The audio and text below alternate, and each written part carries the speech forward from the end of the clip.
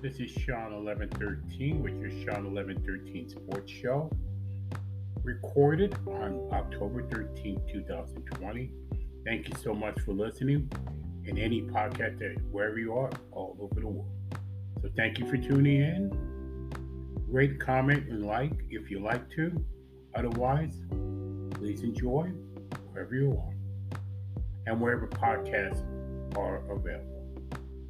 With that, I got a potpourri of sports topics. I don't know about you. I am, thank God the NBA is over with their Marxist, wokeist BS. Holy crap. Yes, I'm a Miami Heat fan. I'll be the first to tell you I'm very proud of the Heat for coming that far. But I wasn't watching much of the NBA because it's a turn. Their politics is basically turned off. Adam Silver, in my opinion, is the worst owner in professional sports, and he's not that far. And he's gonna have no more woke this and no woke that. But the damage is clearly done. It's going to take years before it recovers. The owners, the players. NBA at best is nothing more than a niche sport at this point, unfortunately. But also, when your ratings get beaten by episodes of 90 Day Fiancé, a rerun in NCIS, a rerun, and even the pregame show on NFL pregame show on NBC, BC NBA Finals, that is tells you how far the NBA is falling. They are at this point, might as well move to China. They'll probably get better results, in my opinion. But I thankfully the NBA is over, and it's going to take the NFL will more if when it finally opens up to fans again in the United States and all over the world. More than likely, you'll see the NFL fill up their stadiums, MLB fill up their ballparks, World Football Soccer filling up their stadiums, NHL filling up their ice rinks, and many other sports before the NBA fills up their arenas again. And that's my opinion about that. But I'm just thankful the NBA is over and I don't have to care for the woke politics. It's a complete turn off at this point. I would rather watch NBA 2K21, the video game with two computer teams.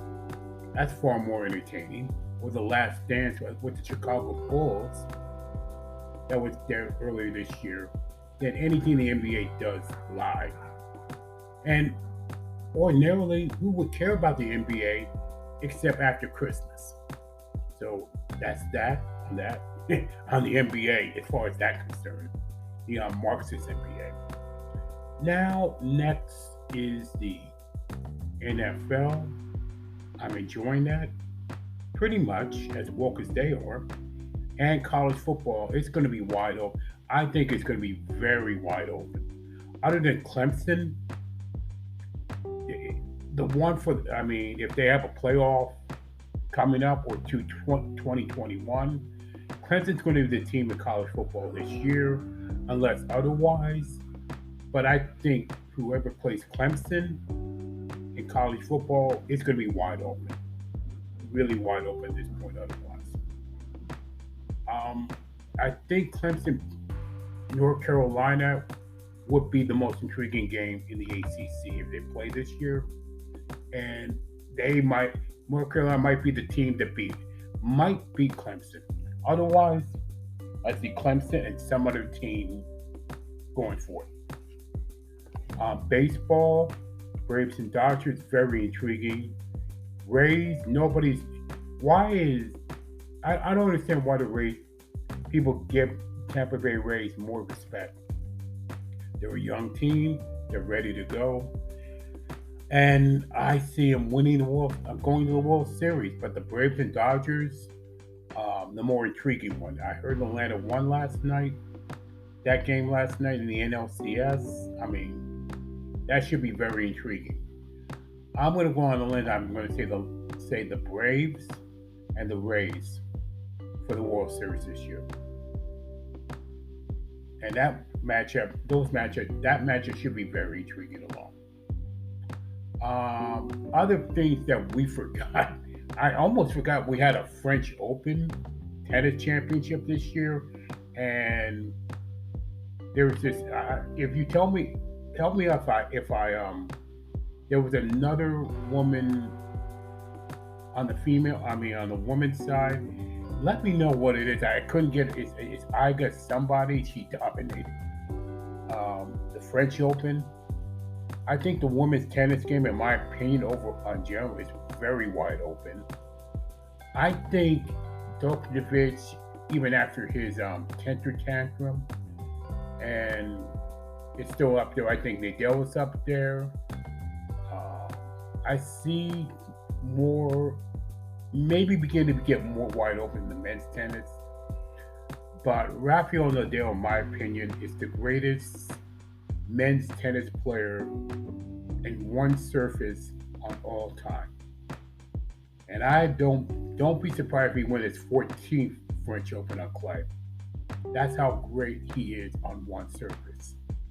That's Rafael Nadal for you, in my opinion. Golf, the Masters is coming up. Almost forget it's going to be in November. The name that immediately comes to mind is Bryson DeChambeau. If I get it correct, I'm sorry. DeChambeau is probably the early favorite. Dustin Johnson and many others. I mean, who knows what's going to happen in November? Should be very intriguing at the Masters in November as opposed to April, when the temperature is going to be a little bit cooler, but not cold, if not colder there, and it's going to be very interesting Masters in golf. I mean, oh yes, Premier League soccer. My Manchester City is not doing too well right now. I know it's early, but not doing too well when you're in 14th place, and then you tie with Leeds. There, it's going to be very interesting to see if everything could hold on with Arsenal, Chelsea, Leicester City, Liverpool, the defending champion. I'm going to be very intrigued how far Everton goes as the Premier League season goes along. They're playing well right now, but we'll see what happens there.